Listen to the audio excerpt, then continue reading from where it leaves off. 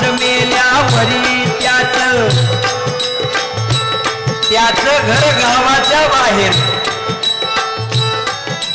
पिंगळा महाद्वारी कोणी बोलतो लेखा पिंगळा महाद्वारी पिंगळा महाद्वारी बोलतो लेखा पिंगळा महाद्वारी पिंगळा महाद्वारी बोलतो लेखा पिंगळा महाद्वारी. पिंगळा काय प्रबोधन करतो? धनवान बळे नाटविसी देवा मृत्यूकाळी तेव्हा कोण आहे? काय अप्रतिम असं या ठिकाणी रचना या अभंगात तुकाराम महाराजांनी केली. संतांचे विचार सांगणारा हा वर्ग आहे, हा भिक्षुक नाही.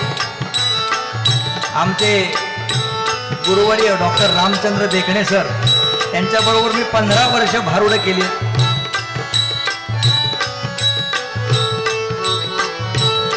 संत वाङ्मय सांगणारा हा वर्ग होता.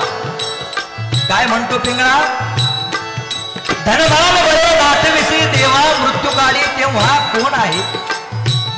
यमाचे यमदंड बैसतील माथा, यमाचे यमदंड बैसतील माथा तेव्हा तुझं रक्षिता कोण आहे?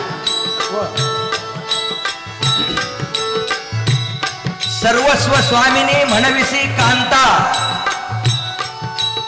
सर्वस्व स्वामिनी म्हणविसी कांता तीही केस देता रडत असे. माय बाप बंधू तोवरी सोयरी, माय बाप बंधू तोवरी सोयरी जोवरी इंद्रिये वाहतात. आई बाप कुठपर्यंत सोबते? जोपर्यंत तुमचे इंद्रिय वाहत आहेत. जरा एक 5-10 वर्ष कशाला, एक 4-5 महिने घरी झोपून बघा, सांभाळतात काय एवढी.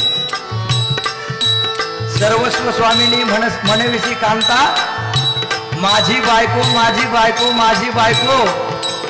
आम्ही कुठं म्हणलं आमची आहे म्हणून, तुझीच आहे. गेल्यानंतर सगळं संपलं. तू म्हणशील बायका पोर, तू म्हणशील बायका पोर ही सगळी तुझ्या मागची चोर, तुझ्या मागची चोर, ही तुझ्या मागची चोर. तू म्हणशील बायका पोर ही तुझ्या मागची चोर, ही तुझ्या मागची चोर, ही तुझ्या मागची चोर. असे प्रसंग बघत नाही मंडळी आपण? कितीतरी प्रसंग आहेत असे. आई वडील वृद्धाश्रमात त्या प्रॉपर्टीसाठी 25-25 वर्ष वाद. आणि याचं काय होणार आहे? सर्वस्व स्वामिनी म्हणविसी कांता तीही केस देता रडत असे. म्हणून नाथ महाराज काय सांगतात?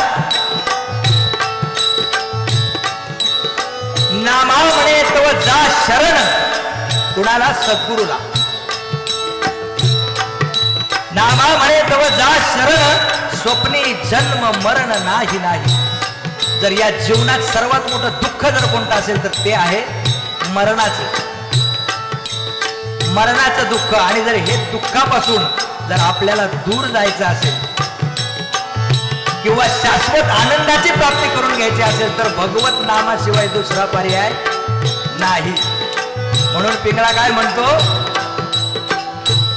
आहो पिंगळा महाद्वारी बोली बोलतो लेखा पिंगळा महाद्वारी, पिंगळा महाद्वारी बोली बोलतो लेखा पिंगळा महाद्वारी, पिंगळा महाद्वारी बोली बोलतो लेखा पिंगळा महाद्वारी. अरे घे घे घे हरिनाम घे, माया सारी सोडून दे, हात लावणे नशिबाला रडशील गाई घाटिया. संसारा पायी